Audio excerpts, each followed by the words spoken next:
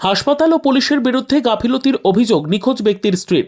হাসপাতাল কর্তৃপক্ষ ও পুলিশের বিরুদ্ধে চরম গাফিলতির অভিযোগ জানালেন হাসপাতাল থেকে নিখোঁজ হয়ে যাওয়া ব্যক্তির স্ত্রী। মঙ্গলবার কালনা মহকুমা শাসকের দফতরে লিখিত অভিযোগ জমা দেন নিখোঁজ ব্যক্তির স্ত্রী ঝর্ণা সিং। তার বাড়ি হুগলি জেলার বলাগড় থানার ড্যামরগাছা গ্রামে। গত 13ই মার্চ সন্ধেবেলা তার স্বামী লক্ষণ সিং বাজার থেকে বাড়ি ফেরার পথে একটি বাইক তাকে ধাক্কা মারে। তাকে আহত অবস্থায় কালনা সুপার স্পেশালিটি হাসপাতালে ভর্তি করা হয়। অভিযোগ, রাত্রিবেলা রোগীর কাছে কাউকে না থাকতে দেওয়ায় রোগীকে হাসপাতালে রেখেই তারা বাড়ি চলে যান। পরের দিন সকাল 10টা নাগাদ হাসপাতালে ওয়ার্ডে ঢুকে দেখা যায় বেডে লক্ষণ সিং নেই। এ ব্যাপারে কালনা থানায় মিসিং ডায়েরি করতে গেলে জানানো হয়, যেহেতু আপনাদের বাড়ি বলাগড় থানা এলাকায়, তাই বলাগড় থানায় চলে যান। বলাগড় থানা থেকে বলা হয়, যেহেতু ঘটনাটি কালনা হাসপাতালে ঘটেছে, তাই আপনারা কালনা থানায় চলে যান। ফুটবলে লাথি খাওয়ার মতো পরিবারকে দুই থানায় ঘোরাঘুরি করতে করতে অনেকটা সময় অতিবাহিত হয়। অভিযোগ, গত 24শে মার্চ কালনা থানার পুলিশ তাদের থানায় ডেকে নিয়ে অভিযোগ নেওয়া হবে বলে জানায়। অভিযোগ, পুলিশ নিজেদের বয়ানে সেই অভিযোগপত্র লিখিয়ে নেন, কিন্তু সেই বয়ান বদলানো অভিযোগপত্রেরও কোনো রিসিভ দেওয়া হয়নি। এমতো অবস্থায় স্বামীর সন্ধানের আবেদন করেছেন কালনা মহকুমা শাসকের নিকট। অন্যদিকে যে হাসপাতালের দিকে গাফিলতির অভিযোগ উঠেছে, সেই কালনা হাসপাতালের অ্যাসিস্ট্যান্ট সুপার গৌতম বিশ্বাস হাসপাতাল থেকে রোগী উধাও হওয়ার কথা স্বীকার করে নেন। তিনি বলেন, রোগী চলে যাওয়ার পর আমরা সঙ্গে সঙ্গে কালনা থানায় জানিয়েছি। কালনা থেকে রীতা ভট্টাচার্যের রিপোর্ট, সুন্দর বাংলা নিউজ। অ্যাক্সিডেন্টটা হয়েছিল। অ্যাক্সিডেন্ট হয়ে মাথায় চোট লেগেছিল, পায়ে আচ্ছা। ভর্তি করা হয়েছিল। ভর্তি কে করেছিল? আমি ছিলাম, আমার ওই দাওয়ারটা হয়েছিল, দিয়ে উনি ভর্তি করে দিয়ে চলে গেছে। দিয়ে যখন বললো যে মেয়ে ছেলে থাকা হবে না, তখন আমি নিচে খানিক্ষণ ঘোরাঘুরি করে দিয়ে আমি একা মেয়ে ছেলে কোথায় থাকবো, দিয়ে আমি বাড়ি চলে যাই। এখন কাকে খুঁজতে এসছেন? আমার স্বামীকে। কি হয়েছে, খুঁজতে এসছেন কেন? খুঁজে পাচ্ছি না বলেই এসেছি।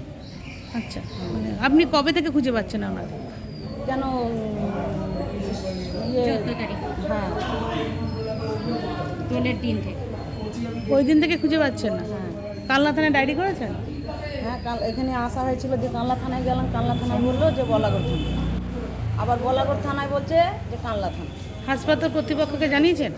হ্যাঁ, এসে খোঁজাখুঁজি করেছি, সবাইকে জানানো হয়েছে যে আমি এই রুগী পাচ্ছি না। কি বলছেন তারা? বলছে রুগী তো বেডেই শুয়েছিল, দেখলাম সিস্টারও যে দেখেছি কি না, সে বেডে আবার অন্য রুগী দিয়ে দিয়েছে। কি নাম আপনার? বাড়ি আসছিলেন 13 কত? 13ই মার্চ। 13ই মার্চ বাড়ি আসছিলেন রাত্রিবেলা, আর কি একটু নেশাও করেছিলেন। বাড়ি আসতে আসতে, ইনসুর থেকে বাড়ি আসতে আসতে বাড়ির মোড়ে ঢোকার আগে মোটর সাইকেলে অ্যাক্সিডেন্ট হয়। মানে উনি বাইক চালিয়ে আসছিলেন? না, উনি হেঁটে আসছেন। আচ্ছা। অন্য বাইকে অ্যাক্সিডেন্ট হয়। ওখান থেকে এমনি রাস্তার লোকেরা তুলে বাড়িতে নিয়ে খবর পাঠায়। বাড়ি থেকে লোকজন যায়, নিয়ে গিয়ে তুলে নিয়ে এসে আমরা কালনার হসপিটালে ভর্তি করি। হসপিটালে ভর্তি করার পর 13 তারিখে রাত্রিবেলা ওনার স্ত্রী ছিলেন। তারপর ওনার স্ত্রীকে বললেন যে রাত্রিরে মেয়ে ছেলেতে এই ওয়ার্ডে থাকা হবে না, বেটা ছেলের ওয়ার্ডে। কোথায় ভর্তি করেছিলেন? সার্জিক্যাল। কোন হাসপাতালে? সুপার। তারপর? সুপারে বলেছে মেয়ে ছেলে তো থাকা হবে না বেটা ছেলের ওয়ার্ডে, আপনি নিচে চলে যান। এবার উনি চলে এসছেন। এবার উনি মেয়ে ছেলে নিচেতে থেকে কী করবে, তাহলে তো ওনাকে বাড়ি যেতে বাধ্য। দিয়ে এবার 14 তারিখে উনি যখন সকালে এসছেন, এসে দেখছেন পেশেন্ট বেডে নেই, বেড ফাঁকা। বেড কটার সময় এসে দেখেছে? উনি তখন ওই 10টা সাড়ে 10টা হবে। আচ্ছা। এসে দেখেছেন বেড ফাঁকা, বেডের পেশেন্ট। উনি তখন সিস্টারদের জিজ্ঞাসা করেছেন, সিস্টাররা বলেছে এই তো ছিল, আমরা তো ওষুধ ইঞ্জেকশন দিলাম, দেখো কোথায় আছে।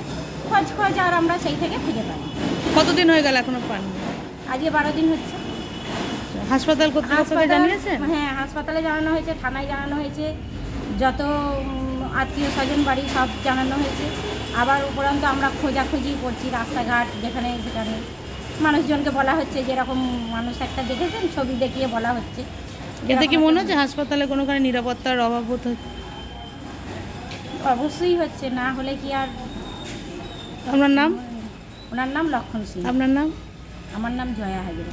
আমাদের ওই যে মোড় মাথায় হেঁটে যাচ্ছিল, মোটর সাইকেল থেকে মানে ধাক্কা মারার পর উনি অজ্ঞান হয়ে পড়ে যায়। দিয়ে এক ব্যক্তি যাচ্ছিল মোটর সাইকেল করে, দিয়ে সঙ্গে সঙ্গে আমার ওইখান থেকে বেশি দূর নয়, এই 1 মিনিট মতো যেতে হয় মোটর সাইকেল, 1 মিনিটও লাগে না। দিয়ে আমার গিয়ে খবর দেয়, একটা ভাইপো হয় আর কি পাশের গ্রামে ওনাদের কাজ করতে। তা দিয়ে উনি এসে করে তাড়াতাড়ি আমাকে ডাকলো, আমি খালি গায়েই আমি চলে গেলাম লুঙ্গি পরে, দিয়ে সঙ্গে সঙ্গে দিয়ে বলছে এক বোতল জল নাও, দিয়ে জলের বোতল ধরে আবার ছুটে গিয়ে আমি মুখে হাতে জল দিলাম, দিয়ে মুখে জল দিলাম, খাচ্ছে ঢক ঢক করে দিয়ে খেলো। কোথায় ভর্তি করলেন তারপর? দিয়ে ওখান থেকে নিয়ে এসে গাড়ি করে নিয়ে আসা হলো, মারুতি গাড়ি করে নিয়ে এসে আপনার ওই ওই যে নতুন বিল্ডিংয়ে ভর্তি করলাম। ওনার কোথায় কোথায় চোট লেগেছিল?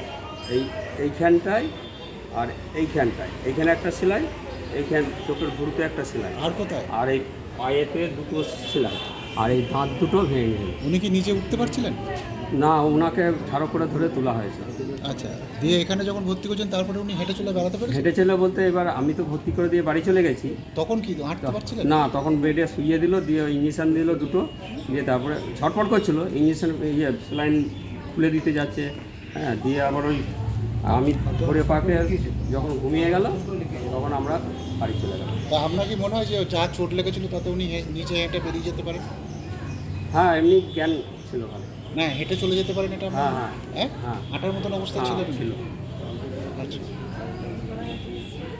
এটা কি মনে হচ্ছে হাসপাতালের কোনো কি গাফিলতি আছে? হসপিটালে গাফিলতি করতে এবার আমরা কী করে বুঝি। আপনার নাম? আমার নাম ভরত সিং। কালনা হাসপাতাল থেকে একটি 13ই মার্চ একটি রুগীকে মানে রুগী চলে যায়, পরিবার তাকে পরদিন এসে খুঁজে পাচ্ছে না, কি বলবেন এই ব্যাপারে? অ্যাকচুয়ালি একটা রোগী আমাদের 13 তারিখে রাত্রে ভর্তি হয়েছিল, RTA পেশেন্ট, রোডটাকে অ্যাক্সিডেন্ট করে হেড ইঞ্জুরি নিয়ে। রাত্রে প্রায় 10টা সাড়ে 10টা নাগাদ ভর্তি হয়। ভর্তির পরে প্রাইমারি ট্রিটমেন্ট সমস্ত স্টিচিং হয়ে আমরা ওয়ার্ডে অ্যাডমিশন হয়। পেশেন্টের সঙ্গে একজন বাড়ির লোক ভদ্রমহিলা ছিলেন, তো পুরুষ ওয়ার্ড, এই কারণে ওনাকে বলা হয়েছিল ওয়ার্ডের জাস্ট বাইরেটা ওয়েট করার জন্য, যখন যেটা দরকার হয় উনি পেশেন্টের সঙ্গে দেখা করতে পারেন। তো এই কমিউনিকেশন করা হলে বাড়ির লোক ওয়ার্ডের বাইরে নয়, ওনারা হাসপাতালের বাইরে কোথাও ওয়েট করেছিলেন। তারপর যেটা হলো, ওনার মেডিকেশন যেরকম পাওয়ার সারা ট্রিটমেন্ট চলেছে। ট্রিটমেন্ট চলার পরে পরের দিন সকালবেলা পেশেন্টের সমস্ত ব্লাড টেস্টও আমার এখান থেকে গেছে। ডক্টর যখন রাউন্ড দিয়ে বললেন ওর একটা সিটি স্ক্যান হওয়ার কথা ছিল, এবং সিটি স্ক্যানের জন্য ওখান থেকে সমস্ত রিকুয়েশন বানানোর পর্ব চলছিল। তখনই দেখা গেল পেশেন্টটাকে আমরা বেডে পাচ্ছি। ওই মুহূর্তেই বাড়ির লোক এসে আবার কমপ্লেন করে যে আমাদের পেশেন্ট কোথায়। কিন্তু ওই আমাদের ট্রিটমেন্ট চলতে চলতে বাড়ির লোককে সকাল থেকে আমরা অনেকবারই খুঁজেছি, বাড়ির লোককে আমরা ওখানে সকাল 10টা অবধি কাউকে আমরা পাইনি। তো আমাদের তরফ থেকে মেডিকেশন চলেছে, ইনভেস্টিগেশন যা করার চলেছে, এবং সিটি স্ক্যানের জন্য যখনই রিকুয়েশন দেওয়ার জন্য বাড়ির লোককে কল করা হয়, তখন বাড়ির লোককে পাওয়া যায়নি, পেশেন্টকে পাই। তারপরে কি এটা পুলিশকে জানানো হয়েছে? হ্যাঁ, এবার আমাদের যেটা হয়, কোনো পেশেন্ট ওয়ার্ড থেকে যখন চলে যায়, অনেক সময় কি হয়, সমস্ত রিপোর্ট বা টেস্ট আমাদের হাসপাতালে হয় না, আউটসাইডেও হয়। সেক্ষেত্রে আমাদের হাসপাতাল আউটসাইডে গেলে একটা ডিক্লারেশন দিয়ে নিতে হয় তাকে। তো এই ক্ষেত্রে কি হয়েছে, পেশেন্টে যখন পায়নি, সঙ্গে সঙ্গে আমাদের ওয়ার্ড থেকেই আমাদের ward master office, facility manager অফিসে একটা লেটার সিস্টার লেখেন যে পেশেন্টকে আমরা খুঁজে পাচ্ছি না, অ্যাবসকন্ডেড হয়েছে। দেন অ্যান্ড দেয়ার আমরা লোকাল পুলিশ স্টেশনেও আমরা আমাদের তরফ থেকে একটা মিসিং ডায়েরি যেটা করা হয়, ইনফরমেশন দেওয়া হয়, এটা সঙ্গে সঙ্গে দেওয়া হয়েছে। উনি সিসিটিভি ফুটেজে কি তার গতিবিধি কিছু পেলেন নাকি? সিসিটিভিতে অ্যাকচুয়ালি আমরা গতিবিধিকে অনেক দিন হয়ে গেছে, আমাদের সিসিটিভির ব্যাকআপে অ্যাকচুয়ালি 7 দিন থাকে। তো আমরা দু প্রকার সিসিটিভি, যেটা আমাদের মানুষের বাইরে আউটসাইড রয়েছে, ওটার ব্যাকআপটা পেয়েছি আমরা। ওটা দেখতে পেয়েছি ওরা একটা মারুতি ভ্যান করে স্কাই কালারের এসছে, কিন্তু বাইরের যাওয়ার কোনো রকম সিসিটিভি ফুটেজ এখন অবধি আমরা পাইনি। এটা নিয়ে এখনও আমাদের চলছে।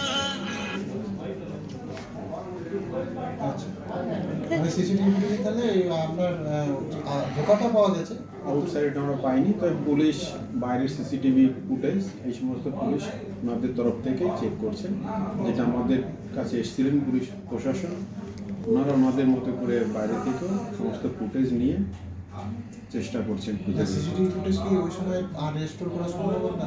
মানে 15 দিন তো হয়ে গেল। ওটা আমাদের সার্ভারে আমরা একটা ক্লাউড বেস, তো ক্লাউডে আমরা চেষ্টা করছি খোঁজার ওটা। এক্ষেত্রে কি কোনো সিকিউরিটির কোনো গাফিলতি? অ্যাকচুয়ালি সিকিউরিটি গাফিলতি এরকম করে বলা যায় না, কি অনেক সময় তো পেশেন্ট নিজেরাই বেরিয়ে যায়, পেশেন্টের চ্যানেল নিজেরাই খুলে নেয়।